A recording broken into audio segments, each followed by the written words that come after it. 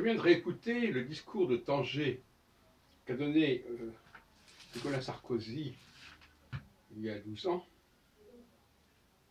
sur l'Europe de la Méditerranée, donc sur l'union de la Méditerranée.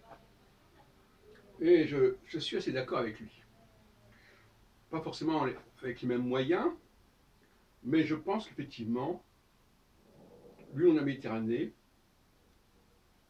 est un projet tout à fait intéressant. Je l'ai mis en ligne sur différents supports. Je crois que 1962 aura été l'échec, justement, de cette union de la Méditerranée. Quand on a signé les accords d'Évian et on a mis fin à l'union entre la France et l'Algérie. Parce que c'était une union, puisque les départements algériens faisaient partie de la France. Donc entre 1962 et 2007, il s'était écoulé 45 ans.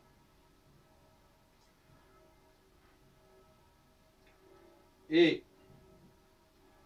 je pense qu'il faut absolument recentrer les choses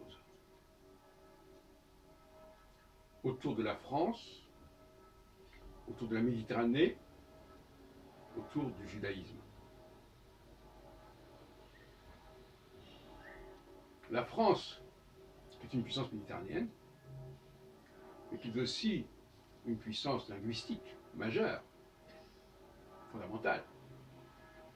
C'est par la France que la latinité a envahi et a conquis le monde germanique et le monde slave. C'est par la France et la langue française que la latinité a envahi le monde maghrébin, et plus généralement d'ailleurs le monde méditerranéen. Et en ce qui concerne le judaïsme, mais tout simplement, le judaïsme est la matrice, la référence, aussi bien au monde chrétien qu'au monde musulman. Donc, il y a là une synergie évidente. Il s'agit de faits historiques, de faits géographiques. On ne peut pas contester. On ne peut pas contester ce que les langues germaniques doivent à la France. On ne peut pas contester ce que les langues, les dialectes arabo-maghrébins doivent à la langue française, à la colonisation française. On ne peut pas contester les références au livre des Juifs, à l'Ancien Testament, comme on dit, aussi bien dans le monde musulman que dans le monde chrétien. Comme l'a montré d'ailleurs quelqu'un comme Jacqueline Chaby, les figures bibliques figurent dans le Coran, indiscutablement. Il y a des filiations, il y a des dérivations.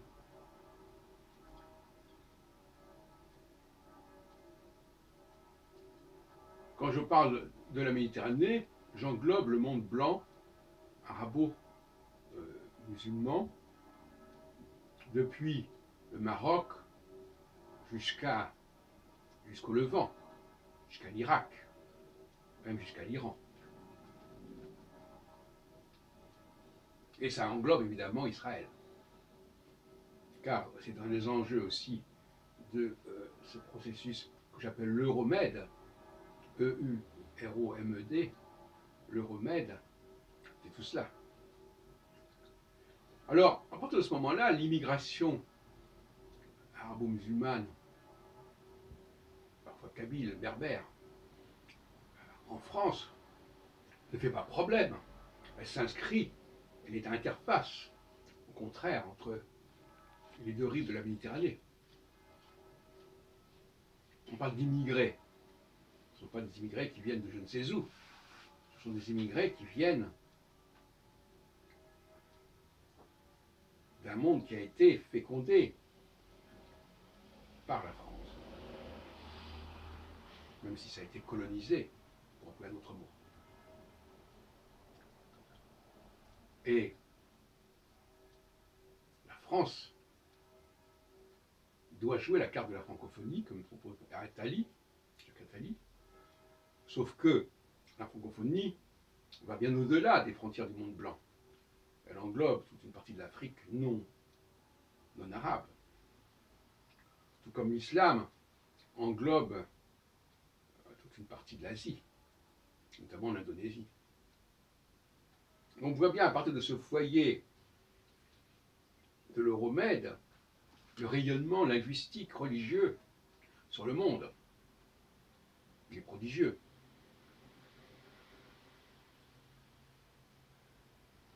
La question est de savoir s'il doit être dominé par deux autres structures qui sont la Chine et qui sont les États-Unis d'Amérique du Nord,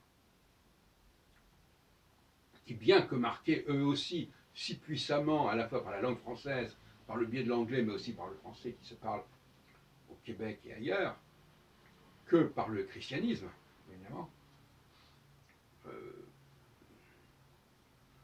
ne reconnaissent pas la matricialité de l'Europe et de la France. En tout cas, ils sont bien obligés de reconnaître la latinité. La latinité, Rome qui est l'archétype même de la Méditerranée, de la puissance méditerranéenne, qu'il faut reconstituer, qu'il faut reconstruire.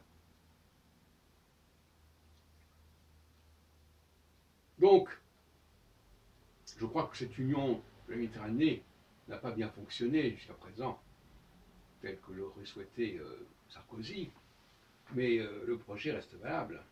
Il faut qu'il soit posé autrement.